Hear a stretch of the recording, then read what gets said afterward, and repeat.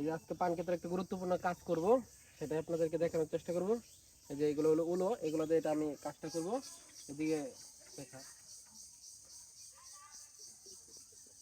এই যে গাছগুলো এখন বড় হয়ে গেছে, এখানে বান একটা বান ছিল, এখন এই যে এতটুকু বড় হয়েছে, এখন এখানে আর একটা বান দিয়ে দিতে হবে। তা না হলে এগুলো ঝড় বাতাসে যা আছে এগুলো ভেঙে পড়ে যাবে, ভেঙে পড়ে গেলে এই কাণ্ডটা একদম খারাপ হয়ে যাবে, পান সেরকম ভাবে ভালো হবে না।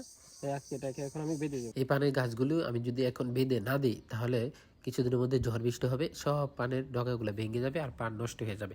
তাই আমি আজকে পানের কাজগুলো করতে আসছি। যেহেতু বাড়িতে আসছি, একটু কাজ কাম করলে ভালো হয়, নিজের কাজগুলো নিজেই করতে পারি। এখন এই যে এটা আমি বেঁধে দিচ্ছি, ঠিক পানের নিচে এক গিটার নিচে এটা বেঁধে দিব। সুন্দর করে উলো দিয়ে এটা বেঁধে দিলাম, এখন শক্ত হয়ে গেছে। এখন আর এত সহজে এটা ঝড় বাতাসে ভেঙে পড়বে না। পান খেতে এসে দেখি তো পানের সর্বনাশ হয়ে গেছে। এই যে সব পানের মধ্যে এমন কালো কালো দাগ পড়ে গেছে। এখন কি ওষুধ যে দিব, কি ওষুধ দিলে যে ভালো হবে, যারা অভিজ্ঞ পান চাষি আছেন কমেন্ট বক্সে জানাবেন।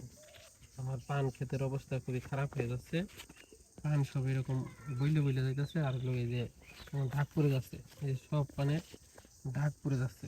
কি একটা সর্বনাশে কাজ যে হচ্ছে বুঝলাম না, হঠাৎ করে এই রোগটা দেখা দিল।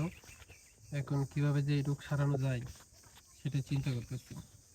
সব পানের মধ্যে, বেশিরভাগ পানের মধ্যে পান তো বড় হচ্ছেই না, আর হলো এই যে এই অবস্থা হচ্ছে, কি যে করা যায়। বেশিরভাগ পানি এরকম হয়ে গেছে। এখন অভিজ্ঞ ভাইদের কাছে পরামর্শ চাচ্ছি যে কী করলে এই রোগ থেকে আমি খুব তাড়াতাড়ি মুক্তি পাবো, নাহলে তো পান ক্ষেতের অবস্থা 12টা বেজে যাবে। দেখেন প্রায় প্রত্যেকটা পানির এই অবস্থা হয়ে গেছে।